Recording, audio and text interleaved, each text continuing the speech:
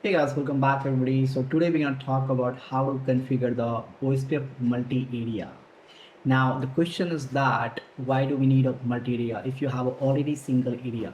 Right? So simple reason is that because there is a limitation, you cannot put all the routers in a single area. Like as per the Cisco documentation, it's saying that you can put the 50 to 60 routers in the single area. Right? If you have a beyond that, better to create the multiple areas over there. Now, basically in the OSPF, what happened? The areas is a 32-bit size that you can define in the dotted decimal format and decimal format as well. Now, if I talk about why do we need a multi-area configuration, so there's a major four reasons is that what? The first of all, if you can do the multi-area configuration, it's gonna simplify your network, right? That's our first example we have. Second thing, if I talk about if you're going to do the multi-area configuration, in that case, what happened? Your load will be reduced on the router side, right? So previously, let's say example, you have a router number 1, router number 2, and router number 3 right now. What happened if they have a part of the same area, area number 0? All the database information will be identical on every router, right? But what happened if I'm gonna reduce the routers in the area? So if I'm gonna put this guy, router 1 and router 2 is a part of the area 0, and router 2 and router 3 is a part of the area number 1. In that case, what happened? Your database table size will be reduced now. So R3 is not gonna maintain the detailed information about the R1. So you can see the lot of CPU, weight, and you can see the lot of memory as well. These are the three major reasons. The next one that we have over here is what? If the multi-area configuration we have, right, in that case, what happened? It's become a easy to troubleshoot over here. How it's become a easy to troubleshoot? Because you have a less amount of database table size. So it's become a easy to troubleshoot over here. These are the major four reasons why you're gonna prefer the multi-area configuration in OSPF protocol. Now, if you see this topology right now, I do have a area 100 right now. As I mentioned, that area is a 32-bit number, right? In this 32-bit number, what happened? You can define the area in the two format. Either you can go in the dotted decimal format, right?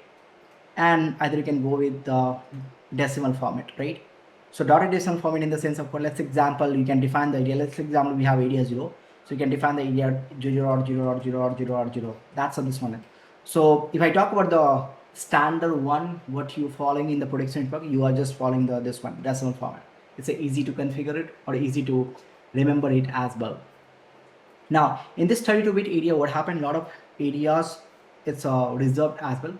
For example, not a lot of area 0 is only reserved, area 0 which is reserved for the backbone area, right? So why we call this guy the backbone area? Because without area 0 you cannot provide the inter area communication. So if you see that we have area number 100 over here and we have area number 200 over here. If I want to achieve the communication between router 1 and router 8 right now, right, I need a area 0. That's why I put the area 0 in middle right now. So area 0 is called the backbone area. Without area 0, inter-area communication is not possible. Now, apart from the backbone area, we do have different types of area as well. Like stub area, we have totally stub area, we have NSA, totally NSA. We'll talk about separately in the different videos. But let's focus on the multi-area configuration on the IOS XR router. So what we can do that the step number 1 we have, first of all, we'll configure the IP addressing. So I'll use my notepad. Okay, I'll use my notepad over here to configure the router 1. That's XR1 basically, right? On the XR1 we have a config terminal hosting will be router 1 and interface 0/0/0/0/10.12.1/24. No shutdown interface loopback number 1. So my goal is our achieve the end-to-end communication between router 1 and router 8. And then we have interface gig 0y0y1. IP address will be 10.113.1/24 as well, no shutdown. Same thing on the router number 2 as well. Right, on a router number 2 we have a 2.2.2.2/32, and this guy should we go with the 12.2, and the gig 0y1 should we go with the 24.2. Right, now we have router 3 as well. On router 3 we have a this is router 3, we gig 0x0 is a 13.3, and this should we go with the 3.3.3.3.3/32, and this should we go with the 35.3 as well. So R3 and R5 we have a 35.0/24 network. Now we have router 4 as well. On router 4 we have this guy. So between the router 4 and router 2 we have a 24.0/24. So this guy will go with the 24.4, and the loopback we have a 4.4.4.4/32, and the gig 0/1 we have a 45.4. Now router 5, now if I talk about router 5, you can see that this one. So router 5 and router 3 is running with the 35. So I'll call this guy the 35. Okay, and this loopback will be 5555. And then finally we have router 5 and router 6 right now, 56.5. Now then we have router 6 right now. Router 6 we have this interface, or with 3 interface we have over here. So router 6, then we have a gig 0/0, we have a 46.6, sorry, this should be the 46.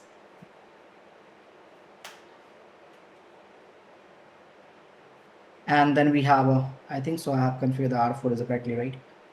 This should be the 46.4. That's good. On the loop back I have 6.6.6.6/32, and then we have a gig 0/1. It should be go with the 56.6 as well. At the same time we have interface gig 0/0/2. That's IP address will be 10.167.6/24. No shutdown. So router 6 also done now. We have to configure the router 7. Let's move this notepad over here. In router 7, if you see, we have a config terminal. This part is seen. I'll copy and paste it over here as well. So 0/0 will be 67.7. Loopback will be 7.7.7. And then we have a 0/1 will be 78.7 as well. Then we have router number 8 right now. On the router 8 we have a single interface, so I'll manually configure it. R8 interface gig 0/0/0. IP address will be 10.178.8/24. No shutdown. Interface loopback number 1. IP address will be 8.8.8/32, and commit this guy. Oh, I haven't commit anyway, right? So let me commit it on every router. Commit. I'll get the host name will be router 7. Then we have a commit this guy, and then we have a router 6 is good. Then we need to commit this R5 as well, and then we have a, this is my router 5, right? And then we have a commit this guy. Then we have router 4 as well. How about this one? Commit. This should be the router number 3. Commit this guy, and this will be go with the router number 2. And all good. So we have configured the IP addressing. That's my step number 1, right? Step number 2, what we can do that? We need to configure the routing protocol as well. So I'll go to the router number 1, step 2, configure OSPF. Right, on the router number 1, in the last video we have seen how to configure the OSPF protocol on the XR router, right? So if you have no idea how to configure the OSPF on the XR, I suggest you to please watch the videos of single area where I have explained that what is the difference of the configuration between the IOS and IOS XR. So we have router OSPF 1. We need to go to the areas 200 right now. This is the router 1, and we need to call the interface over there. Interface gig 0/0/0. I'll give the exit keyword as well, but you know I'm used to of this thing. I'll better to give the 1 and the loopback as well. Same thing on the router number 2. I'll commit this guy on router number 2 as well. On these router that you see right now, right, on this router I'm not gonna advertise my loopback. I do have a loopback on every router as per the router 9, but I'm not gonna advertise this loopback IP address. I'm only gonna advertise the loopback of router 1 and router number 8 so that we can ping to the end-to-end. Right, so all good. I'll go router number 2 right now. Router OSPF 1, area number 100, and interface gig 0/0/0, interface gig 0/0/1. Commit this guy on R3 as well. I have a similar configuration and copy and paste it. On a router 4 we have router 4. Okay, my bad. This should be to close it like this way over here, and this would be over here.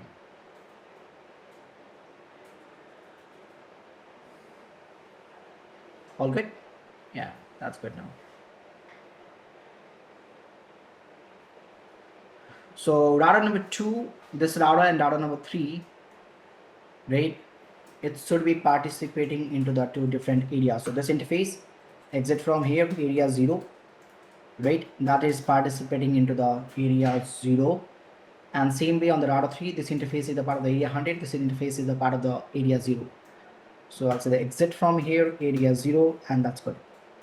On router 4 as well, router 4 we have a router OSPF number 1, area number 0, interface gig 0 by 0 by 0, interface gig 0 by 0 by 1. Same way on the router 5 as well. I'll come with this guy. Router 5 as well. We have a router OSPF, and we'll come with this one. So router 5 also have two interfaces, the part of the area 0. Router 6, if I talk about, on router 6 we have a router OSPF number 1. These two interface part of the area 0, which is the gig 0 by 0 by 0 and the gig 0 by 0 by 1. Now the area number 200 has this interface, gig 2. Interface gig 2. Same thing on the router 7 right now. On router 7 we have router OSPF number 1, area number 200, interface I have gig 0 by 0 by 0 and interface gig 0 by 0 by 1. And finally we have router 8, which is this router that has our one loop back, config terminal router OSPF number 1, area number 200, and we have our interface gig 0 by 0 by 0. That's good, and loop back. Commit this guy. And also we need to commit this one as well. And router 6. So if you see that, I finally configured my OSPF routing protocol. So if you have a look in this topology right now, right, this is the router, right, this interface is the part of the area number 100, and this interface is part of the area number 0.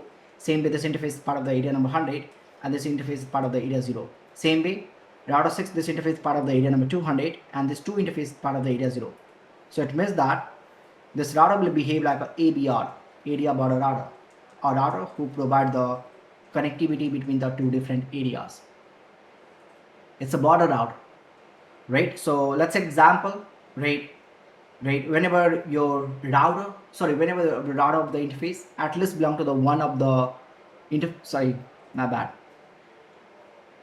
whenever the router is going to provide the connectivity between the two different area, and at least one of the interface of that router belongs to the area 0, that router is called as an ABR router. Understand this example right now. We have router number 1 and router number 2 right now, and router 3. And let's example, we have 0 by 0 and 0 by 1 right now, right? And this is the 0 by 0 and this is the 0 by 0. And it's my 12.1 and the 12.2 right now. This is 23.2 and 23.3, right? What happened if I'm going to make this guy as a part of the area number 1, and if I'm going to make this guy as part of the area number 2 right now, do you know what happened in that case? Router 2 cannot participate into the ABR because it is not satisfying the criteria of the ABR, because they don't have any backbone area interface. What I can do that, if I'm going to get the one loop back over here, maybe the loop back 2.2.2.2, and if I'm going to make this loop back as a part of the area 0, automatically what happened, router 2 can become the ABR, and once this guy will become the ABR, the communication will happen between the router 1 and router 3 as well. So at least one interface should belong to the area 0, no matter which interface. Either you have logical and physical, that's perfectly fine. But if the interface is not participating into the area 0, it cannot take a role of the ABR. So same way, if you see, this router and this router has a one interface part of the area 0. Same way, this interface is the part of the area 0. At the same time, this interface part of the area 200 and this interface part of the area number 100. At the same time, this interface as well. So these three routers are participating into the ABR right now. So let's configure it. So I'll go to the XR number 1. I'll give the username Law Cisco 1 password, Cisco 1 password, Law Cisco 1. I'll configure the IP addressing.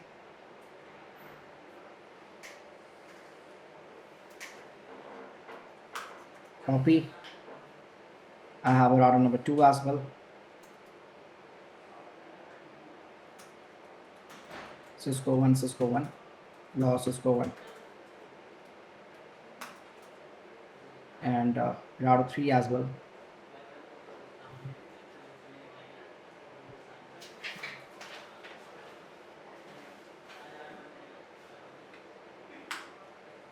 Law Cisco 1, Cisco 1, right? Law Cisco 1.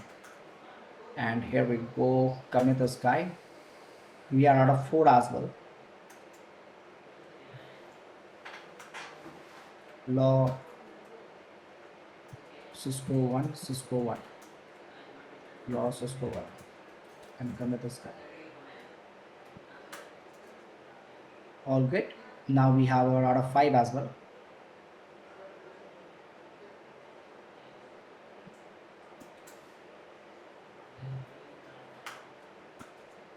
Law Cisco 1, Cisco 1.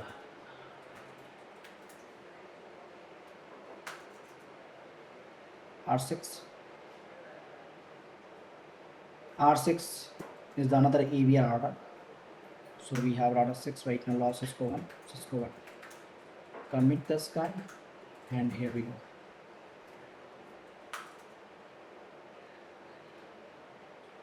Router 7 right now.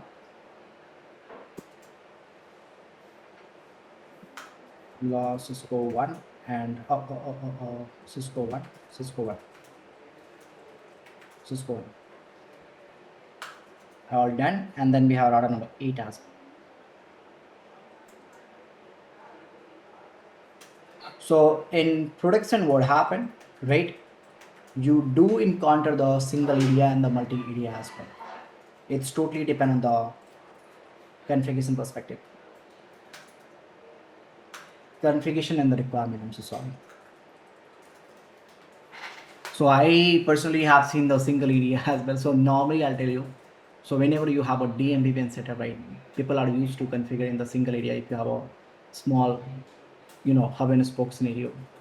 And but in service provider network, what happened, every time you do encounter the multi-area.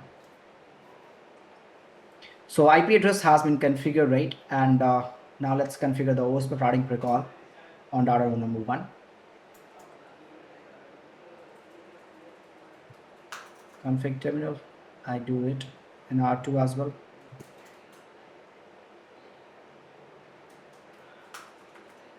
R3 as well.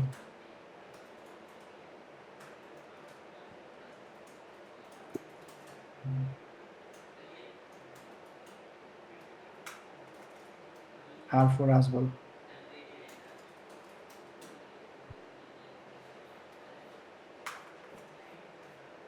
R5.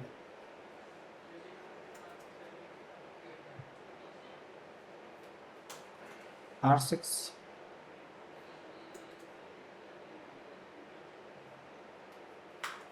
And R7.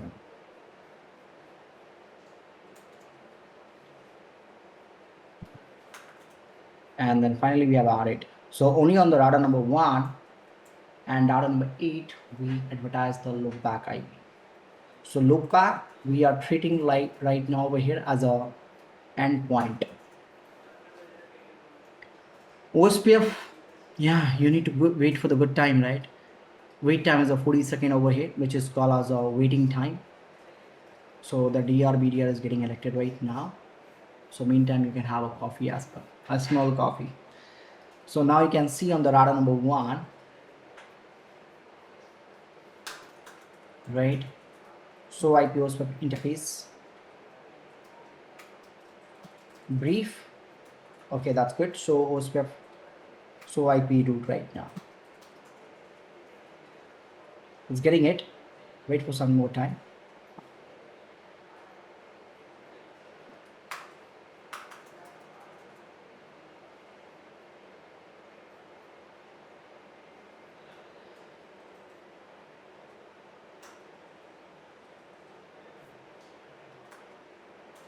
Yep, 8 is getting right now, and I should be able to pay.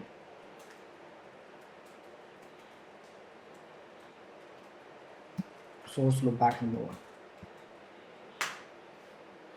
All good, right? So finally we have configured the OSPF multi-area configuration on the XR router. I don't want to make this video longer, so in the next video what we can do that we can make a verification on this particular routers, and we'll see that whatever the routers we have, a AVR, type 3 LSA and OIA route and some more commands as well. Thank you so much guys, see you in the next video.